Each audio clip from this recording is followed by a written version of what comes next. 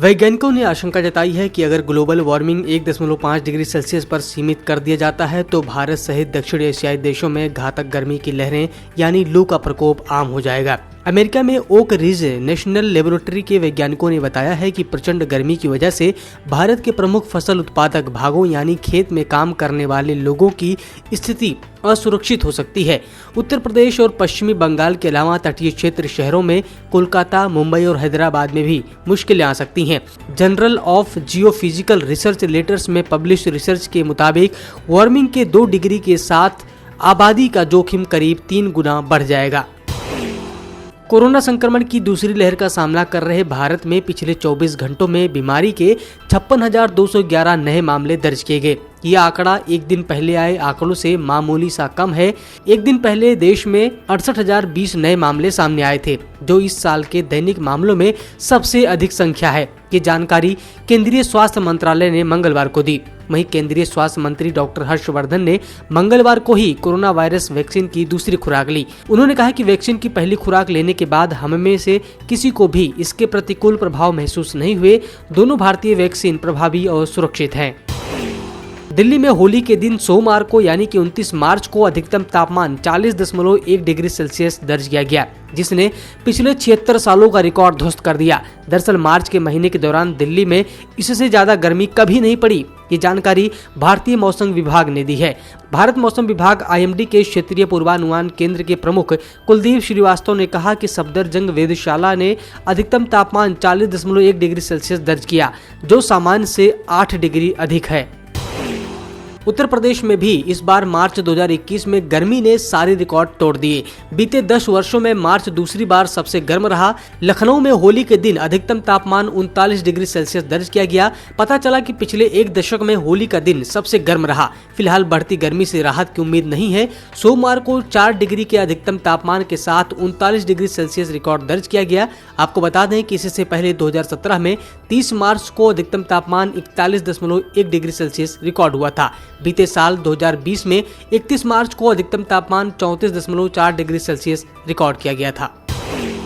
दिल्ली के पर्यावरण मंत्री गोपाल राय ने मंगलवार को कहा कि गाजीपुर लैंडफिल साइट पर आग रोकने के वास्ते कदम नहीं उठाने को लेकर पूर्वी दिल्ली नगर निगम के विरुद्ध कड़ी कार्रवाई की जाएगी। गोपाल राय ने कहा कि लैंडफिल साइट के एक हिस्से में रविवार शाम को आग लग गई थी, जिससे इलाके में प्रदूषण का स्तर गंभीर हो गया है। उन्होंने आगे कहा कि दिल्ली प्रदूषण नियंत्रण समिति के एक दल ने लैंडफिल साइट का निरीक्षण किया और उसने अपनी रिपोर्ट में कहा है कि इस लैंडफिल साइट का प्रबंधन संभालने वाला EDMC ने वहां ऐसी घटना रोकने का कोई इंतजाम नहीं किया है। उन्होंने आगे कहा कि EDMC के विरुद्ध कड़ी कार्रवाई की जाएगी। हिमाचल प्रदेश के रोहतांग दर्रा सहित कुल्लू और लाहौल की ऊंची चोटियों पर हल्का हिमपात हुआ है। सोमवार रात को रोहतांग दर्रा समेत ऊंची चोटियों पर बर्फबारी हुई, जबकि निचले क्षेत्रों में झमाझम बारिश हुई। रोहतांग दर्रा में 5 किलोमीटर ताजा बर्फ दर्ज की गई है। मंगलवार सुबह से ही आसमान में हल्के बादल छाए हुए हैं। वहीं राजधानी शिमला में मौसम मिला जुला बना हुआ है। मौसम विज्ञान केंद्र शिमला के अनुसार मैदानी भागों में 5 अप्रैल तक मौसम साफ रहेगा, जबकि मध्य और उच्च पर्वतीय भागों में 4 और 5 अप्रैल को बारिश और बर्फबारी की संभावना है। बढ़ती गर्मी के साथ देश के जंगलों में आग लगने की घटनाएं बढ़ने लगी हैं। उत्तर प्रदेश के चित्रकूट में जंगलों में अज्ञात कारणवश आग लग गई। वहीं उत्तराखंड के बागेश्वर के दुगनागुरी तहसील के पचार गांव में जंगल की आग रिहायशी इलाकों तक पहुंच गई। इससे लोगों में हड़कंप मच गया। ग्रामीणों ने कड़ी मशक्कत के बाद आग पर काबू पाया।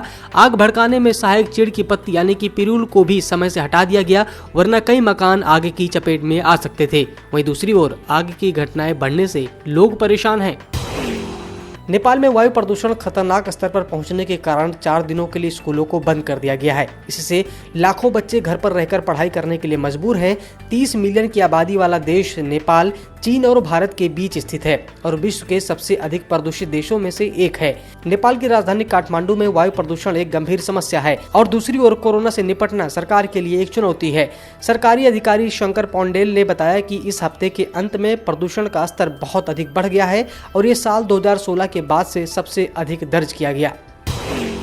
कनाडा ने सोमवार को ऑक्सफोर्ड एस्ट्राजेनेका द्वारा विकसित कोविड-19 टीका 55 साल से कम उम्र के लोगों को लगाने पर रोक लगा दी है। सरकार ने यह फैसला इस आयु वर्ग के लोगों में खून के थक्के जमने की दुर्लभ घटना का संबंध टीके की वजह से होने की आशंका के मद्देनजर उठाया है।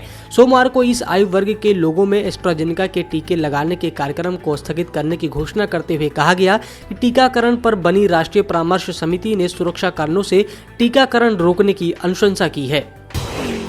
दिल्ली में 50 लाख से अधिक रजिस्टर्ड गाड़ियां 15 साल से भी अधिक पुरानी हैं। पूरे देश में 15 साल से पुरानी गाड़ियों के मामले में दिल्ली का नंबर तीसरा है। इनमें से 70% 20 साल से भी ज्यादा पुरानी है। पुरानी गाड़ियों की लिस्ट में कर्नाटक टॉप पर है।